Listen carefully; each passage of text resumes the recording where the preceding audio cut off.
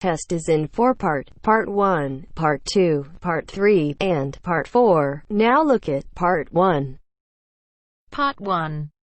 You will hear a man giving some information about transport in London. First, you have some time to look at questions 1 to 5.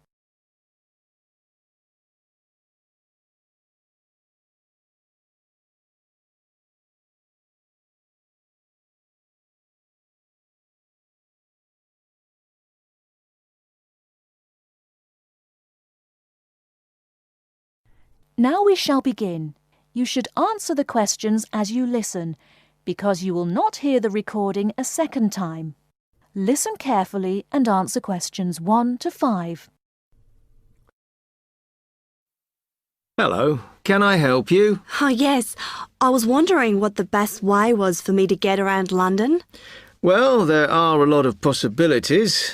As you probably realise, the main ways to get around are bus, train and tube. Oh? The Underground. Oh. It depends how much you want to spend. All forms of transport offer special tickets, such as cheap day returns on the trains and so on. Overall, you'll spend less on the bus, as it operates on a basic flat fare for each journey. But of course it may not go to where you need to travel to. The mainline trains only operate in the outlying areas, though a few cross London, whereas the tube has stations which are placed in central areas of the city, close to the main sites and shops. Obviously there are more bus stops, but you will probably have to change buses to get where you want, which can be inconvenient. You will find that the buses are mainly in the central areas, but some tube lines go quite a long way out of London, so you could use this for longer journeys. Having said that, the tubes do get very crowded, so you should use the train if you want to sit down. It does depend where you're travelling to. Well, I'm living on the outskirts, but I have to travel into London to college every day, and then around London when I'm here. OK, so time is going to be an issue for you. The tube should be fast crossing London, but quite honestly, there are so many delays that it's not very efficient. Again, the train has fewer stops, so is probably your quickest option to get to and from college. Of course, which service you use might depend on how frequent it is. I mean, the trains might only be every 20 minutes or whatever, but a timetable is published to save you hanging around. There are a lot of tube trains at busy times of day, but fewer at other times, whereas the buses run every 5 minutes through most of the day, and there are night buses. But you'll need to check out your route first. Before you hear the rest of the conversation, you have some time to look at questions 6 to 10.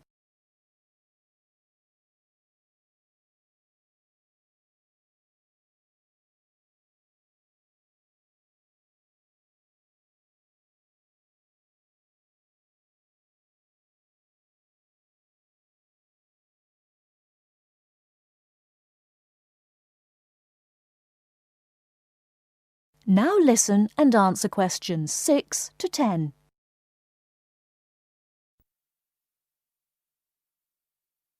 OK, thanks. How can I get from here to Hackney then? Right, well, you can choose. We're here at the information office, OK?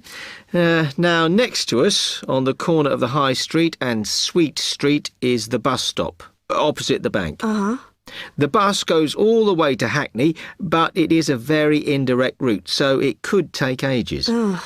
If you want to take the train, walk down the High Street towards the city, go past the bank, and on your left is the station, just before you get to the post office. There's a mainline service to Hackney Wick, so if you need to get into the centre of Hackney, you may need to pick up a bus when you get there. Opposite the post office, on the corner of Hart Lane, is the tube entrance. You'll see the big signs. That's probably the best way to get there, though you may have to change. It's probably best if you go and get a travel card first. To get to the ticket office, you go out of here onto the High Street. Then turn into South Street and the ticket office is on your right opposite the cinema. Of course, you may decide it's quicker to take a taxi. But it's a long way, so I think it'll be very expensive. If you do want to get a cab, then the rank is outside here, just opposite the office.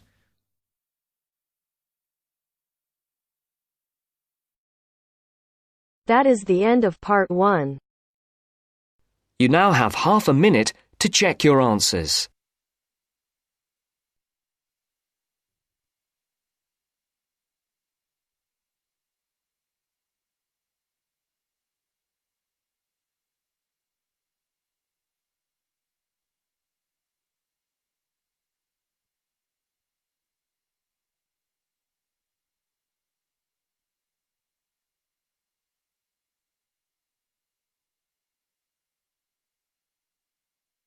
Now turns to part 2.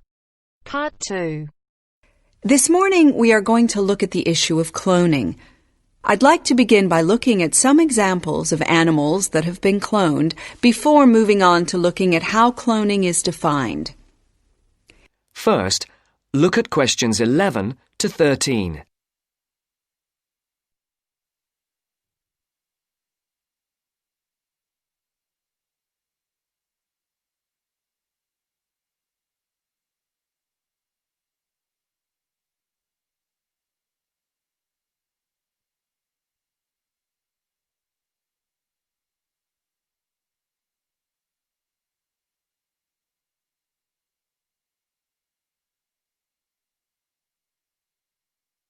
As you listen to the first part of the interview, answer questions 11 to 13.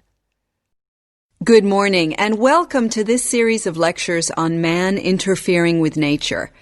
This morning we are going to look at the issue of cloning.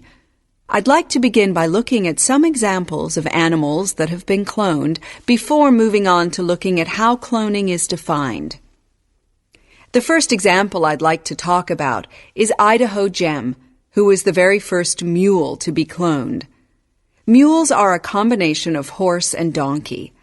Idaho Gem is an identical copy of his brother Taz, who is a racing champion. Thus, we can make the conclusion here that he was cloned to follow in his brother's footsteps.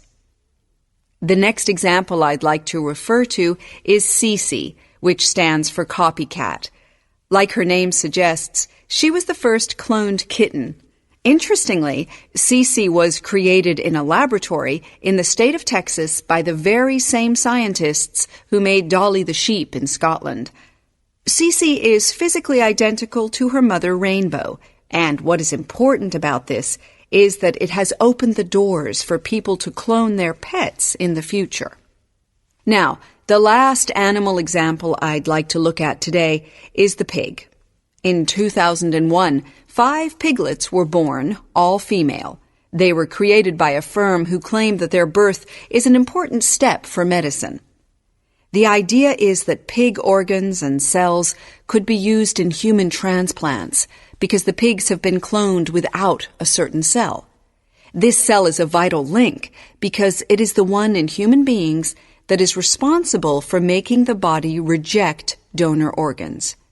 This means that not only is the transplant operation unsuccessful, but the patient's life could be at risk. Now, I'd like to discuss some of the current definitions of cloning. Now look at questions 14 to 20.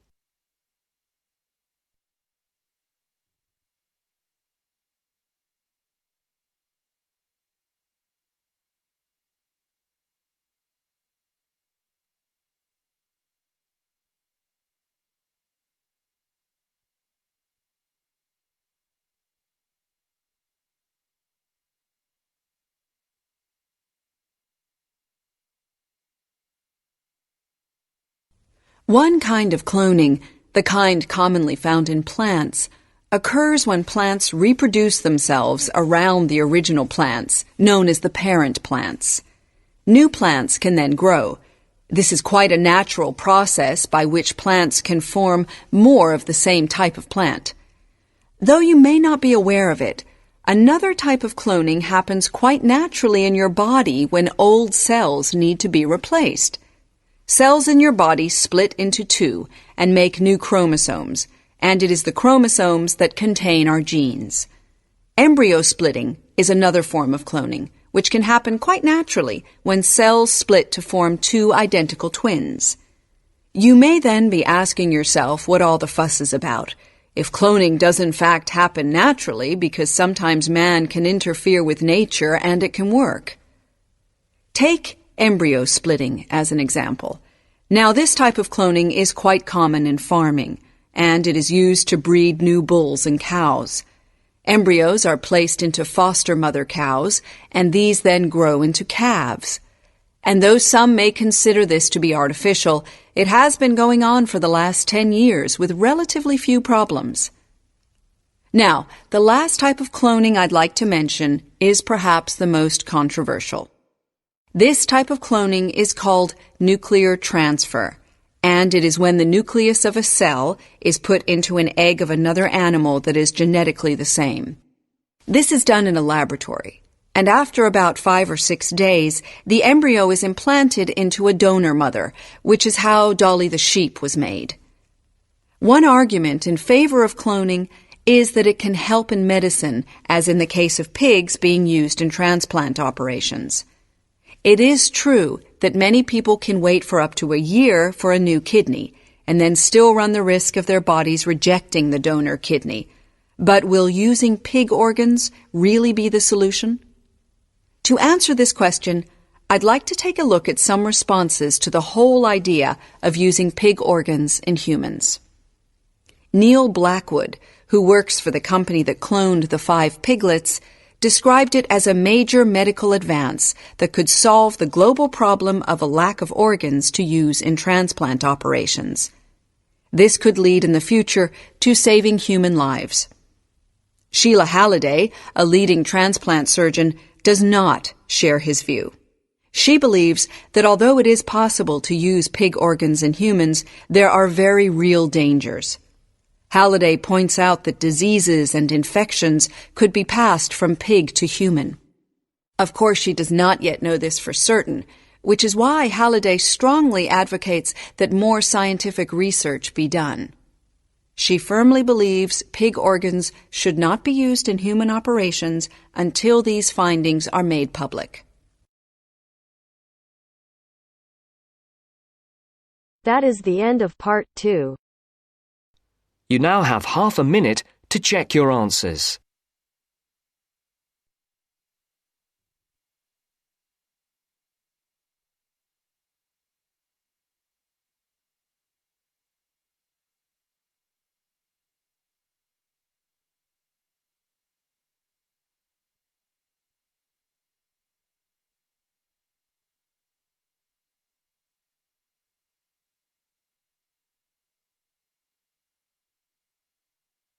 Now turns to part 3. Part 3. You are going to listen to a conversation between 2 friends who are discussing the organisation of a party. First, you have some time to look at questions 21 to 25.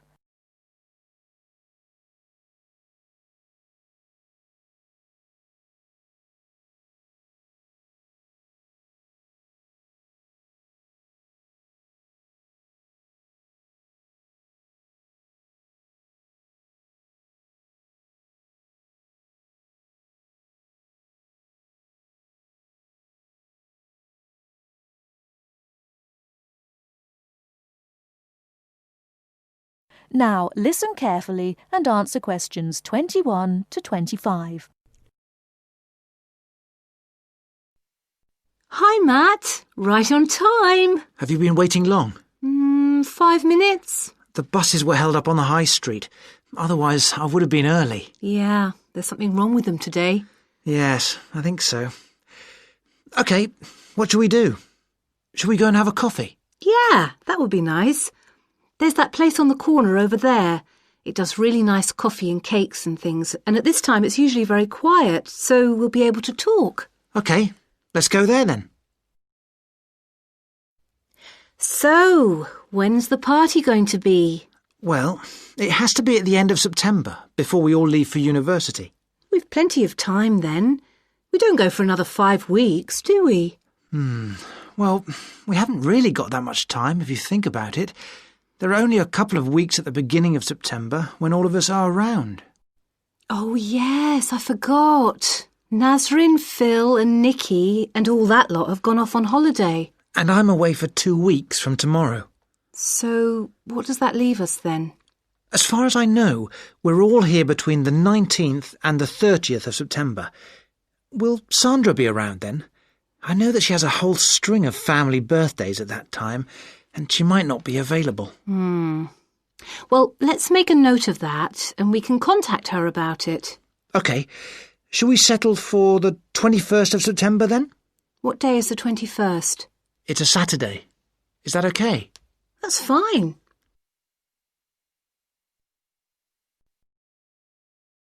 Before you hear the rest of the talk, you have some time to look at questions 26 to 30.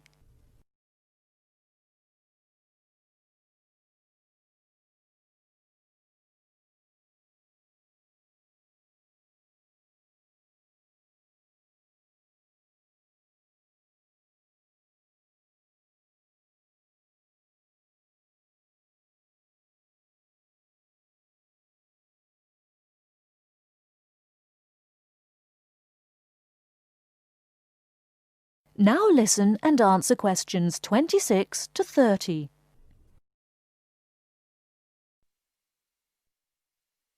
And now for the tricky bit. Where are we going to hold it? Well, I spoke to Nikki last week and she volunteered her place as they have a huge house and garden. Oh, fantastic. Will her parents be around? Yeah, I think so, but she said they won't mind. Oh, right. Well, my parents wouldn't like it at all. Nor mine. But is it definite? Yes. When I spoke to her, she said it was definitely on. I'll just have to confirm the dates with her. We thought it would be one weekend in September, so I'll just have to make sure that one is okay.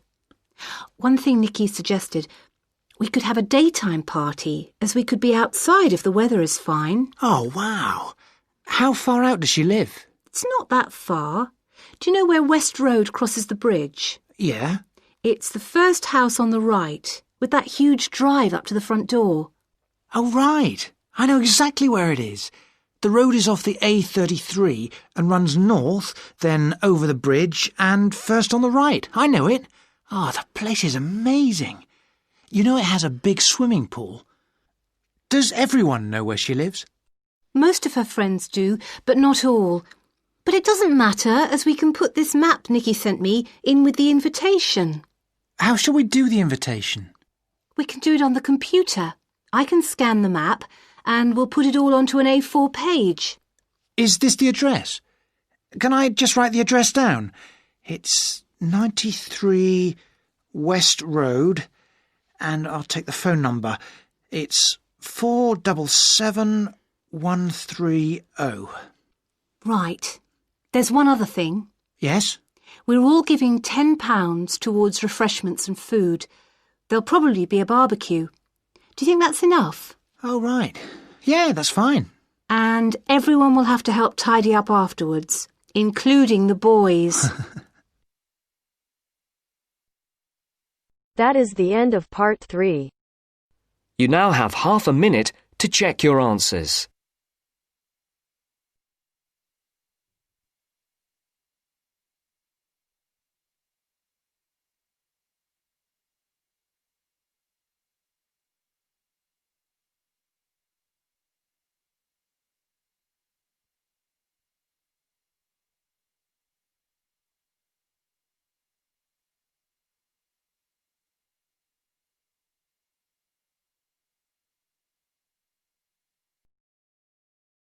Now turns to part 4. Part 4. You will hear part of a lecture about a website. First, you have some time to look at questions 31 to 40.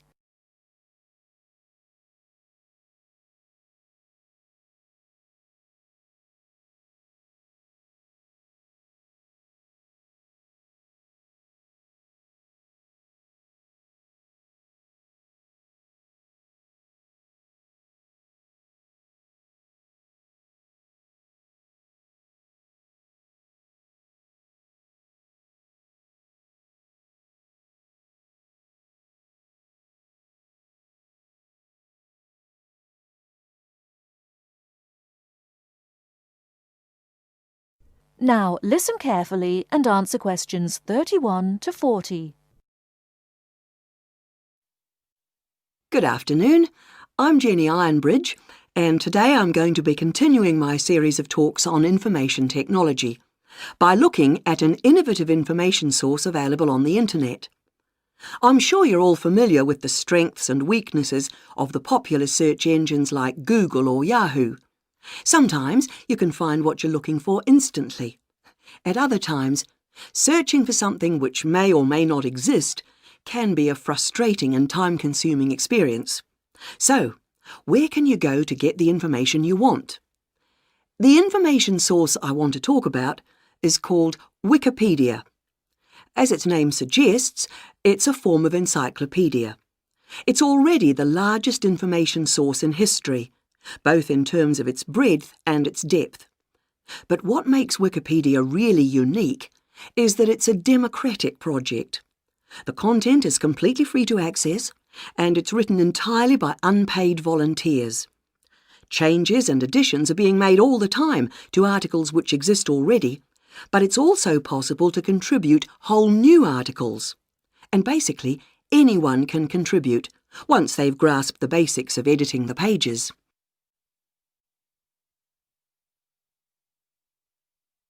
Let's look at how someone goes about editing Wikipedia articles. It's a very straightforward procedure, which has been made deliberately easy so that people who have contributions to make are not discouraged from participating because of their limited understanding of information technology. Let's start by imagining that we are reading an article and we come across information that we consider to be incorrect or incomplete on a page of Wikipedia. First of all, we decide we'd like to change it. To do this, we click on the Edit button at the top of the page. This takes us to another page with a text box containing all the editable text on that page. It's at this point that we can input our changes in exactly the same way as we would if we were writing or editing a document we had created on our own computer. In other words, we can type, cut and paste, delete, and use all the normal word processing functions. When this has been done, and we've finished editing, we are then asked to summarise the changes we've made. This doesn't go into the main text box, but into a separate area below it.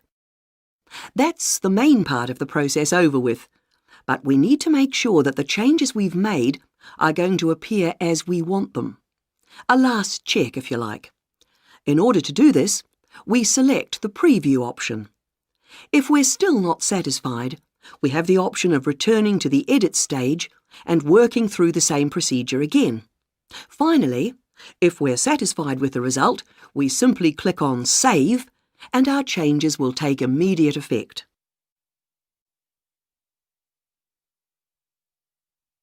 A question that might already be forming in your mind if you are not familiar with Wikipedia is this: how can I tell whether information is accurate?